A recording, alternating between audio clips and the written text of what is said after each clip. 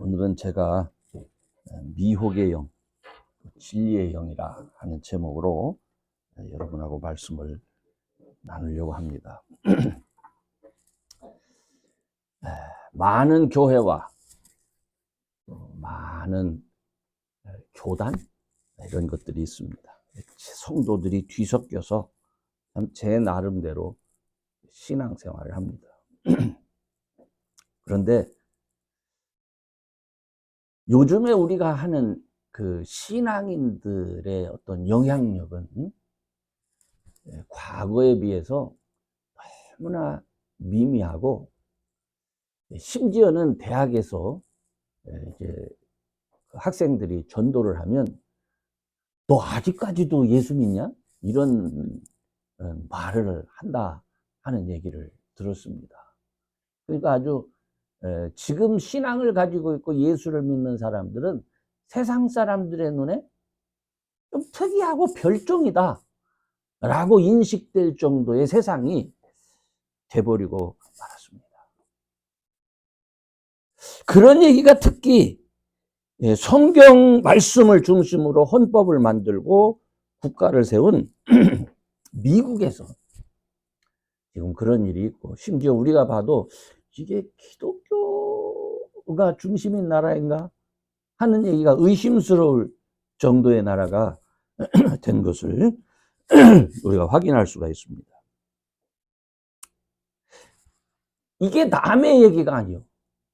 이게 더 힘든 게 뭐냐면, 우리 자신이나 우리 주변을 둘러보아도 믿는 자로서의 능력이 우리 삶 속에서 지금 경험되고 있느냐, 이 나타나고 있느냐 하는 것을 물었을 때 우리가 좀 부족하다 하는 생각을 우리 스스로도 할 때가 많이 있습니다. 아픔 속에서 헤어나오지 못하고, 가난의 굴레 속에서 벗어나지 못하고, 매인 자는 매인대로, 소경된 자는 소경된 자로, 듣지 못하는 자는 듣지 못하는 대로 그냥 그렇게 사는 우리 시대 신앙인들의 모습을 볼 수가 있는 거예요. 왜 이렇게 됐을까? 한번 질문을 해봐요. 왜 이렇게 됐을까? 주변에 인근에서 영적 각성 같은 소식이 종종 들려오긴 하지만은 이게 그냥 들려오는 얘기고, 실제 우리들의 삶의 모습은 변하지 않습니다. 그래서 왜 그럴까? 이 질문 속에서 저는 우리 자신과 또 우리들이 가지고 있는 이 신앙을 점검해 보기를 원합니다. 이 점검의 핵심, 이 점검의 포인트는 의외로 아주 단순합니다. 내가 진리의 영을 따르고 있는가? 아니면 미혹의 영을 따르고 있는가? 이거 점검하면 됩니다. 다시 말하면 내가 하나님께 속했는지 속하지 아니하였는지는 진리의 영과 미혹의 영 중 어느 것을 따르고 있느냐에 따라서 분별된다는 거예요. 초대교회의 영적 능력의 특징이 뭐였겠습니까? 초대교회의 영적 능력의 특징은 강력한 설교였습니다. 메시지. 그리고 방언 그리고 예언이었습니다. 고린도전서 12장 14장에 보면은 이런 것들이 쭉 얘기하고 있죠. 그런데 잘못된 영성을 가진 사람들이 등장합니다. 그들은 설교를 잘했어요. 그들도 방언을 했어요. 그들도 예언을 했습니다. 그러니까 이거 구분하기가 굉장히 어려워요. 그래서 많은 사람들이 그들이 바른 신학을 왜곡시키고 하나님의 뜻을 벗어나게 할 때에 방법이 없는 거예요. 사람들이 그들의 말을 듣고 육신의 만족과 야망을 중심으로 살게 됩니다.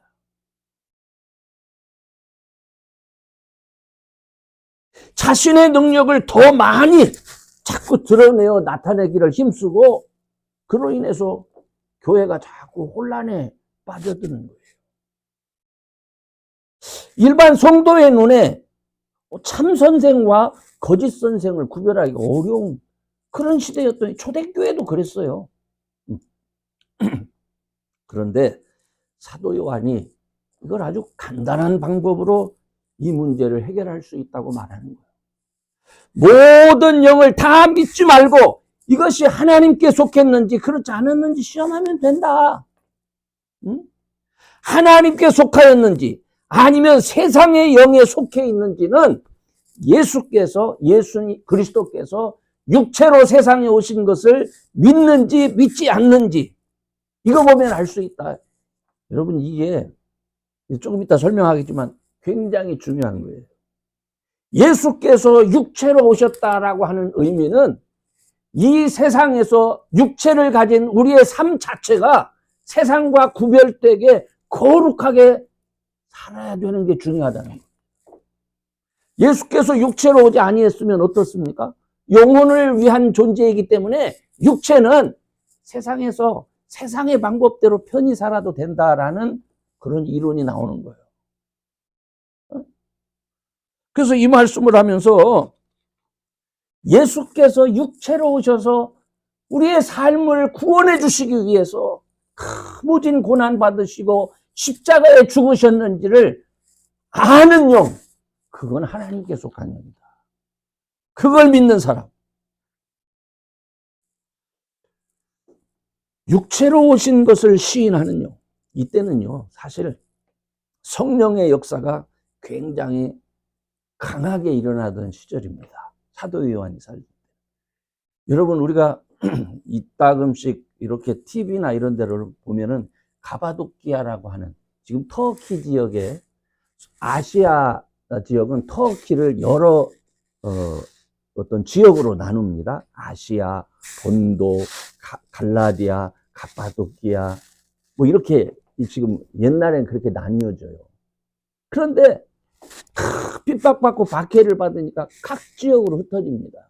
각 지역으로 흩어지는데 그 지역에서도 문제가 뭐냐면 거기 다 로마 제국이니까 모든 사람들이 충성 경쟁을 하는 거예요. 무슨 충성 경쟁을 할까요? 로마 황제한테 잘 보여서 로마 황제로부터 세금도 좀 면제받고 또 지원도 받으면 자기들의 삶이 편하잖아요. 그러니까 각 도시에 어떤 장들이 로마 신전, 황제를 위한 신전도 세우고 그리고 나름대로 어떤 자기 지역에 장사하는 무역하는 사람들끼리 힘을 합쳐가지고 좀 살림살이 좀 잘해보려고 애를 쓰는데 근데 문제가 뭡니까? 이놈의 예수쟁이들 때문에 자기들의 소원이 다 흩어지는 거예요. 좀 마음을 같이 해서 하면 좋겠는데 우리는 예수 믿기 때문에 안 온다고 그러지. 예수 믿기 때문에 그런 제사는 참석을 안 한다고 하지. 그러니까 그들 나름대로의 공동체를 이루어가는데 이게 문제야. 그래서 이들을 어떻게 합니까? 황제를 거부하는 그런 세력으로 매도해가지고 이들을 핍박하고 죽이고 하는 거예요.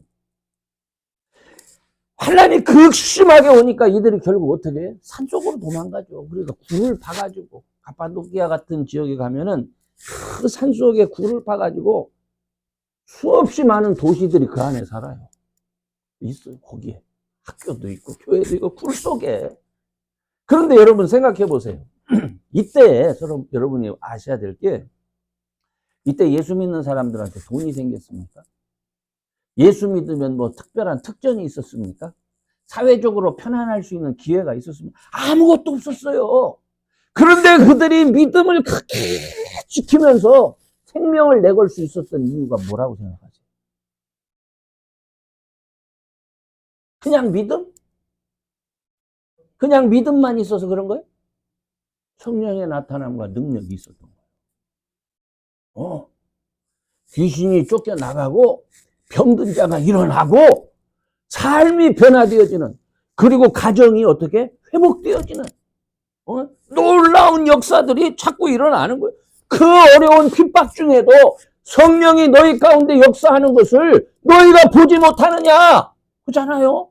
그것이 확인되는데, 하나님이 함께 하심이 확인되는데, 예수 믿는 사람들에게 성령이 임하는 것을 확인하는데 어떻게 세상 가운데로 이 사람들이 갈 수가 있겠습니까? 그래서 믿음을 지키는, 물론 그 중에도 연약한 자들이 세상과 타협하는 사람들이 있었겠죠. 그죠? 데마가 세상을 사랑하여 떠나는 것처럼, 바울의 말처럼, 그죠? 그런 사람들은 어디나 있어요. 그러나 그럼에도 불구하고 그 당시에 사람들이 육체로 오신 것을 시인할 수 있었던 이유는 그들의 삶이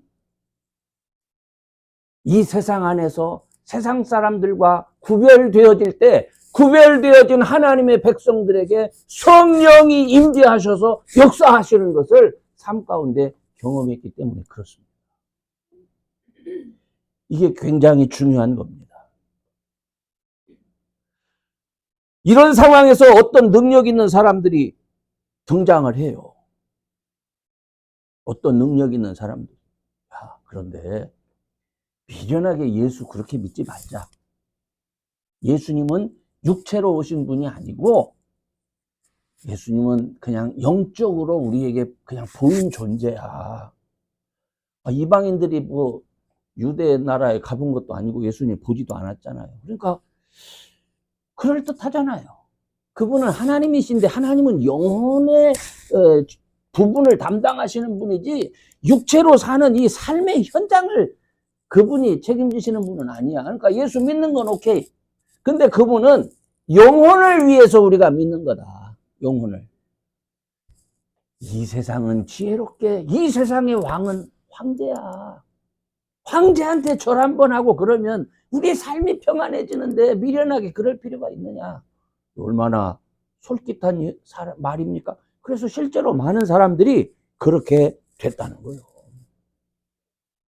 많은 사람들이 예수를 주로 고백하고 다시 오실 주님을 기다리는 신앙. 여기에서 어떻게 된 거예요? 떠나는 일이 생긴 거예요. 바로 이런 상황 속에서 육체의 평안을 위한 세상과의 타협으로 우상 숭배에 대해서 믿는 사람들이 교회 안에서 무감격해지기 시작할 때에 바로 오늘 사도 요한이 이 말씀을 하신 겁니다. 결코 육체의 삶이 기독교 신앙과 무관한 거 아니야. 기독교 신앙은, 예수 믿는 신앙은 우리의 삶 자체가 세상 안에서 하나님을 알지 못하는 사람들에게 하나님의 백성이 어떻게 다른가 하는 걸 보여주는 삶이 돼야 된다. 그걸 얘기를 하는 거예요. 그걸 사도 요한이. 그래서 이것이 육체로 오신 것을 시인하는 영마다 하나님께 속한 것이요 라고 말씀하게 된 겁니다. 그런데 이때 미혹의 영은 어떤 거예요? 미혹의 영. 육체로 오셨다는 것을 부인하게 하는 영이에요.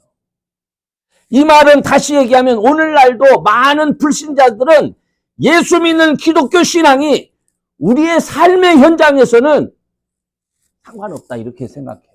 오늘날도 불신자들은 그렇게 생각을 합니다. 하나님의 구원하시는 능력과 역사가 우리의 삶의 현장에서는 일어나지 않는다. 이렇게 생각하고 믿는 거예요. 그래서 실제로 공산주의자들이나 막수주의자들 이런 사람들은 종교는 사람이 정신적으로 연약하고 그런 사람들을 이용해서 자신의 배를 채우려는 못된 놈들에 의해서 만들어진 것이다. 이렇게 얘기해서 종교를 뭐라고 그래요? 아편이다 이렇게 얘기를 하는 거죠. 사실 중세 천년을 이어온 기독교는 철저히 배격돼야 될 신앙 중에 하나라고 그들이 얘기하는데 사실 그 말에 우리도 할 말은 없어요. 왜냐하면 중세 천년의 기독교 역사 속에서 가톨릭의 신앙을 보면 이건 아니야. 물론 그 중에는 믿음의 사람도 있었겠죠. 그러나 겉으로 드러난 모습 속에는 그렇지 않아.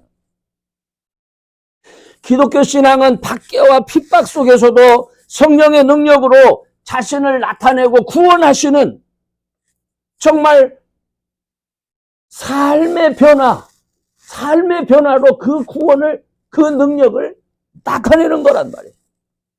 그런데 미혹하는 사람들에게 이끌린 성도들의 삶은 어떻게 변화됩니까? 세상 사람과 같이 변질되는 거예요. 저분이 기독교인이라고 하는데 저분의 삶이 세상과 구별됐나 구별되지 않는 날을 보고 저분은 미혹의 영역에 이끌리는 분이구나 를 확인할 수가 있는 거예요. 확인할 수가. 회개가 형식이 돼버렸어요. 말은 회개한다고 그래. 말은. 제가요, 저도 오랫동안 믿었잖아요. 회개라는 말 많이 했어요. 근데 회개가 내가 잘못했구나. 욕까지만 되고 여기까지 내려와서 눈물 콧물 흘리고 그 다음에는 손과 발로 가서 완전히 변화돼야 그게 회개지, 여기까지만 온 상태에서 스톱하면 그건 회개가 아닌 거예요. 그렇죠? 회개가 여기까지만 나온 상태에서는 다시금 미혹하는 영이 여기를 딱 잡아가지고 다시 돌려요. 그래서 아무런 변화가 없도록 그렇게 만들어 놓는 겁니다. 그러다 보니까 사람들이 하나님의 능력을 삶을 통해서 나타내는 게 아니라 꾸미기 시작해요. 어떻게 꾸몄을까요? 교회 건축을 많은 돈을, 숱한 돈을 들여서 웅장하고 화려하게 해줘서, 장엄하게 해줘서 사람의 길을 확 죽입니다. 야, 하나님의 세계를 보라. 그 다음에 또 예배 어떤 그 분위기, 또 복장, 정말 멋있게 세상 나라의 황제의 대관식보다도 어쩌면 더 아름답고 더 멋있게 사람들의 길을 죽입니다. 예배의식은 너무너무 거룩하게 꾸며집니다. 정말 천사들이 내려올 것 같은, 같이 있는 것처럼 느끼게 합니다. 사랑하는 여러분, 그건 성령 충만이 아니요, 그게 능력이 되는 것은 아닙니다. 이런 현상은 사람들로 하여금 하나님의 말씀, 그 깊이 있는 실제적인 말씀을 점차 외면하게 했던 거예요. 성령의 능력과 대체할 만한 어떤 형상을 자꾸 만들게 하는 거예요. 마치 사단이 예수님께 광야에서 너 나에게 절하면 내가 이 세상 영광, 이 세상 만국을 너에게 주리라 하는 그 말에 속은 것처럼, 그 유혹에 넘어간 것처럼 많은 하나님의 성도들이 그렇게 된 거예요. 그 미혹의 영이 오늘날도 역사합니다. 그 미혹의 영이 오늘날도 역사해서 내 믿음 안에서, 내 삶 안에서 예수께서 나를 위해서 고난받으시고 십자가에 죽으셨다는, 그래서 내가 그분을 믿음으로 내 죄가 용서되었다는 이 사실을 자꾸 둔감하게 만듭니다. 그 믿음에서 자유하게 됐지만 우리 사람은 다 연약해. 죄를 져도 되고 그리고 다시 또 회개하면 되지 뭐, 이렇게 만드는 거예요. 우리는 또다시 죄 질 수 있어요. 약해질 수 있어요. 그렇지만 그거를 당연하게 생각하면서 요번 한 번은 이렇게 하면 안 되는 거예요. 우리는 넘어지는 그 순간까지 주여 나를 보호하소서, 주여 나를 도와주소서 하면서 어떻게 해야 돼? 씨름하고 싸우고 이겨내야 되는 거예요. 그럼에도 불구하고 넘어지는 연약한 존재이기 때문에 하나님의 특별한 은혜가 우리에게 있다는 것이지, 그걸 빌미로 해서 내가 죄를 져도 된다는 건 아니다 이거예요. 근데 미혹의 영이 우리를 그렇게 미혹시키는 거예요. 우리를. 그러니까 요즘 사람들이 어떻게 됐습니까? 세상 사람처럼 살고 죄도 짓고 육신의 욕망을 따라서 주일날 혹은 자신의 기분이 정한 대로 예배 자리에 나가서 용서를 빌기도 하고 그렇게 살면서 주님 찾으면 되는 것이지, 내 신앙 그렇게 특별하게 구별되어져 가지고 그렇게 굳이 할 필요 있느냐, 이렇게 생각하도록 한 거예요. 이게 마귀가 하는 일이에요. 바로 이것이 우리의 영혼을 병들게 하는 겁니다. 바로 이것이 죄의 노예가 돼서 우리를 영원히 버림받은 자가 되도록 하는 거예요. 이렇게 살다가 나중에 주님 오시면 주님에게 뭐라고 말해요? 주님, 나 예수님 믿었어요. 나 기도도 했어요. 이렇게 말할 거 아니에요. 그때 예수님이 뭐라고 하신대요? 나더러 주여 주여 하는 자마다 다 오지 않아. 무슨 말씀이, 내가 주의 이름으로 귀신도 되어줬고요, 내가 주의 이름으로 병든 자도 고쳤는데요, 무슨 말씀이세요? 나도 모른다. 왜 그렇게 됐을까요? 왜? 미혹의 영에 이끌려서 세상 사람과 다를 바 없는 삶을 살았기 때문에 그렇게 되는 거예요. 그렇기 때문에 우리는 어떻게 돼? 진리의 영. 진리의 영이 뭡니까? 그게 성령이에요. 성령이 예수님이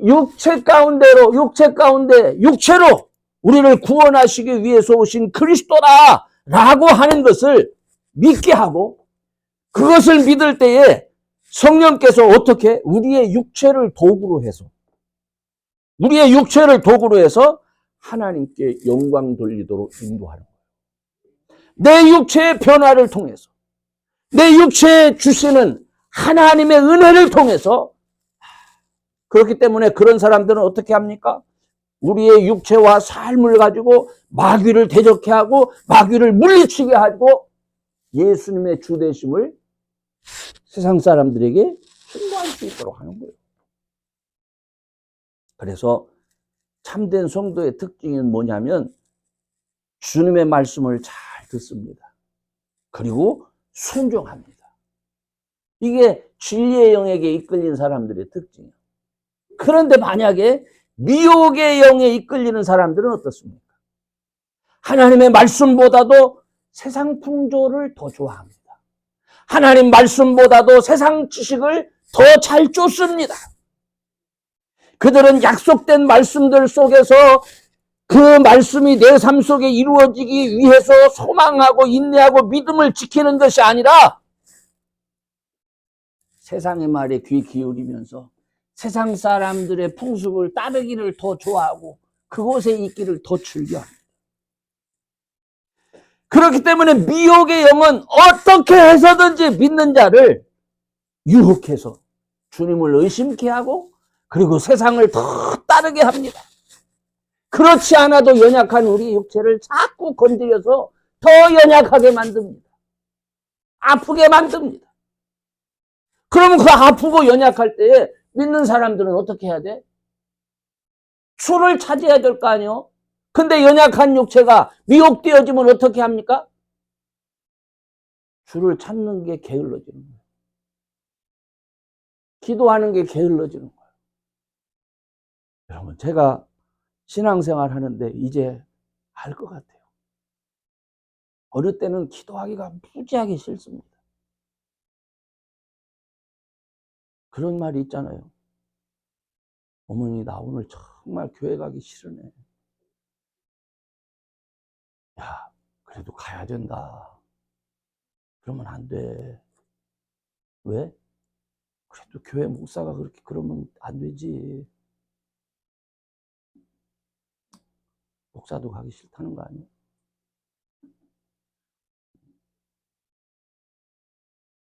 사랑하는 여러분, 성령의 나타남심과 능력은요, 싸우는 자에게, 구별되기 위해서 싸우는 자에게 나타나는 거예요.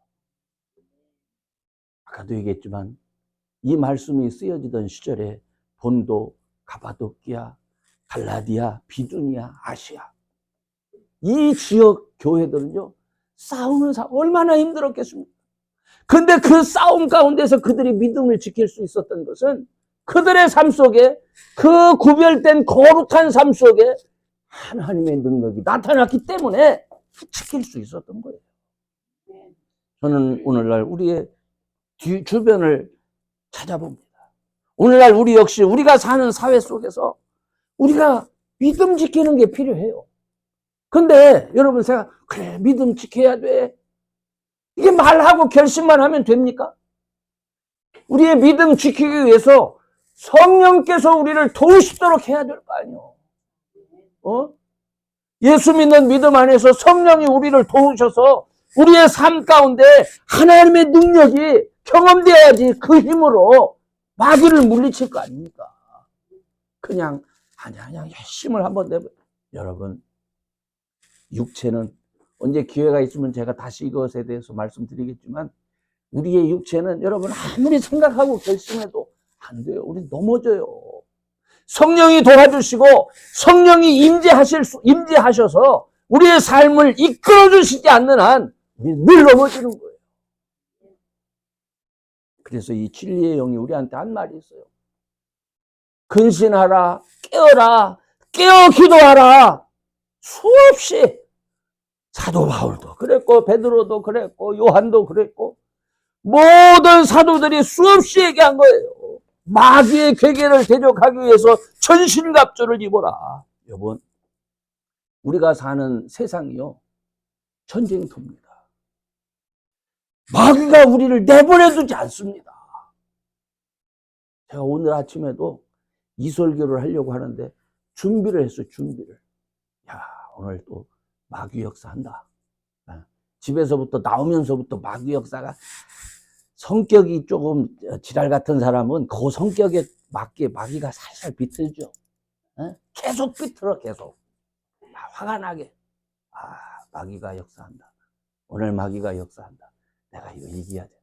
내가 이겨야 돼. 이러면서 오늘 이 자리까지 온 거죠. 오늘 아침에도 마귀가 우리를 내버려 두지 않습니다. 그러나 우리가 분명히 아는 것은 이 마귀를 예수님은 어떻게? 이미 이기시고. 사단도 알아. 그러나 이 아는 사단도 마지막 순간까지 힘을 다해서 하나님을 대적하는 거예요. 마귀가 하나님을 대적하는 방법이 뭡니까? 하나님을 예배하는 성도들을 끌어내리는 거예요. 그거요. 그렇기 때문에 우리가 어떻게 해야 돼요?